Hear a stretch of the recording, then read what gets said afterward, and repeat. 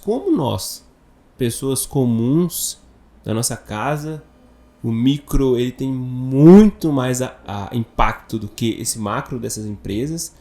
Dentro da nossa casa, de todas as casas, nós temos um impacto ambiental muito maior do que essas empresas. Só que a gente não quer culpar a empresa que está dispersando gás na atmosfera e ninguém preocupa com as coisas que está fazendo dentro de casa. Como que nós, seres humanos comuns, nós poderíamos nos atentar até mesmo para esse tipo de separação, mesmo de resíduos, já que a gente costuma colocar tudo na mesma lata de lixo, como que de uma forma fácil e que seja não prazerosa, mas que seja acessível. Eu também acho... Essa pergunta é uma pergunta que sempre me fazem também, sabe? Assim, na verdade, foi uma reflexão que eu tive lá no início, quando eu comecei a dar aula de meio ambiente. E aí, só para contextualizar.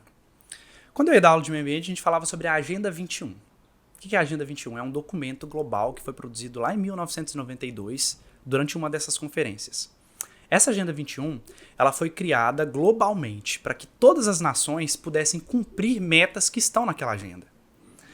E quando eu comecei a dar aula sobre isso, eu fiquei pensando, calma, como que os Estados Unidos vai cumprir uma Agenda 21 assim como o Haiti, que são duas nações? Como que pode ser feita As obrigações eram as mesmas? As mesmas metas a serem seguidas. Como que os Estados Unidos vai reduzir a emissão de gases de efeito estufa da mesma forma que o Haiti vai? Então, assim, eu já achava que aquelas metas eram muito utópicas. Parecia um documento só para existir um documento ambiental. E aí foi que eu até tenho escrevi um livro, né? Eu e uma amiga do mestrado, a gente publicou um livro que chama Reflexões e Práticas sobre Educação Ambiental, que tem exatamente isso que você está falando.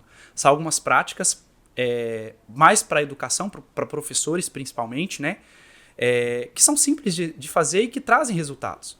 Então, eu queria trabalhar com a Agenda 21, mas mostrando justamente isso, como que a gente pode atuar no nosso local. Porque é muito fácil a gente reclamar que no período de chuva, o meu bairro encheu de água no período de chuva, tá cheio de água aqui na minha rua. Você separa o lixo da sua casa? Será que não é o seu lixo que você colocou na sua porta que está entupindo o bueiro lá na rua, que está enchendo de água?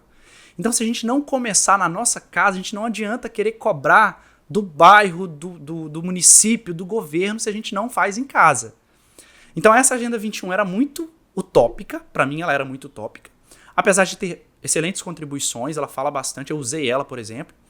E aí a gente criou uma metodologia que eu apliquei com os meus alunos, que se chama Agenda 21 Local. Que seria assim, os meus alunos da disciplina que eu estou ministrando, eu faço isso em várias disciplinas, porque tem esse potencial de trabalhar o meio ambiente em qualquer disciplina. Vamos elaborar, e aí a gente pega, não são 21 metas na Agenda 21, tá? Mas aí, para trabalhar com o lúdico também, eu peguei esse número 21 e falei, vamos criar aqui dentro da sala 21 metas que a gente conseguiria cumprir aqui na instituição. Então, tá vendo que a gente muda o contexto? Não são metas globais, são metas locais. E eu preciso começar com meta local, porque como que eu vou resolver o problema do planeta se eu não resolvo nem o da minha casa? Muito mais tangível, né? Muito mais tangível, né? Então, o que as pessoas sempre me perguntam é se eu tenho na minha casa uma lixeira de cada cor, né?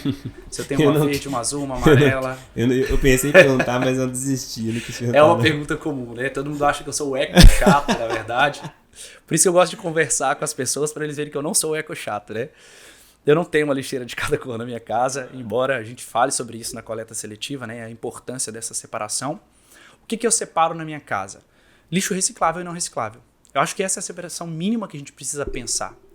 O que é o não reciclável? Aquele lixo da cozinha que às vezes tem resto de molho, ou que tem resto de gordura, resto de óleo, o lixo do banheiro, isso é lixo não reciclável. Isso não vai ter a pessoa que está lá, que vai catar o seu material, ou quando chegar num aterro ou numa cooperativa de resíduos, ele não vai mexer nesse material. Mas se você coloca uma latinha de alumínio, se você coloca uma embalagem de papel, de papelão, uma garrafinha de refrigerante, uma garrafinha de água, dentro desse material, ele vai ser obrigado a mexer porque ele precisa vender aquele material. Ele precisa coletar. Então, além da gente não estar contribuindo com a separação, a gente ainda está contribuindo com a proliferação de doenças para essas pessoas que vivem da coleta de resíduos. Então, a minha separação é essa. Eu tenho uma caixinha para separar embalagens de papel, papelão, plástico, tudo que é reciclável. Tudo tem esse potencial de reciclagem. E aquilo que não é reciclável eu coloco dentro dos sacos convencionais. Então, Ah, mas eu vou colocar para fora, o caminhão vai misturar tudo. Eu tô fazendo a minha parte. Se a gente não fizer a nossa parte, quem vai fazer por nós? Né? E aí a gente vai criando uma sociedade, uma comunidade mais sensibilizada. Não mais consciente, porque todo mundo sabe que precisa separar, mas não separa. Então a gente cria uma população mais sensível às questões ambientais. Ah, mas esse negócio do caminhão é verdade, né? E aí, o que vai adiantar, no final das contas? Então, na verdade, também é a pergunta que me fazem quando eu falo isso, né? A gente Não, já tem você que sugeriu, eu nem tinha pensado nisso. Eu falei assim, caramba, é verdade. Eu vou separar, mas aí o caminhão vai misturar tudo. E aí? Bom, eu venho a cidade dos meus pais, onde eu vivi, né? Tem uma política de coleta seletiva bem implementada. Então a gente tem um caminhão de coleta convencional que passa 3 dias na semana. E nós temos o caminhão da coleta seletiva. Você mora na Europa? Não moro na Europa. Na Europa, é um municípiozinho bem, bem pequenininho. E, inclusive, em 2014, ele ganhou um prêmio de cidade pró-catadora. Né? Ele recebeu um caminhão coletor, cidadezinha de 25 mil habitantes. Tem uma cooperativa de resíduos. Então, se no dia do lixo convencional eu colocar um saco de garrafa PET, o caminhão convencional vai pegar a garrafa PET e vai misturar tudo. Mas se no dia do caminhão de coleta seletiva eu coloco um saco de lixo misturado, eles não pegam. O caminhão da coleta seletiva só pega, já são catadores. O catador, quando ele coloca a mão no saco de lixo, ele sabe o que tem. Isso é prática, é vivência. Então ele só vai pegar o lixo para coleta seletiva, o material para coleta, porque eles vendem, né, eles comercializam esse material. Inclusive, tem caminhões, em Minas Gerais, caminhões de São Paulo que buscam resíduos lá, que compram esse material. Né? Não é uma realidade do Brasil, tá, gente? Isso aqui é uma coisa fora, assim, da nossa realidade.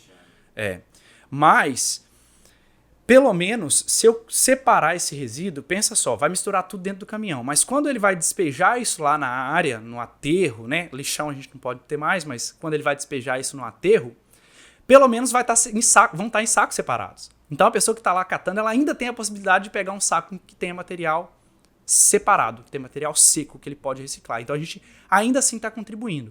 A prefeitura não está contribuindo, o caminhão não está contribuindo, mas a gente está fazendo a nossa parte. A gente manda o material separado.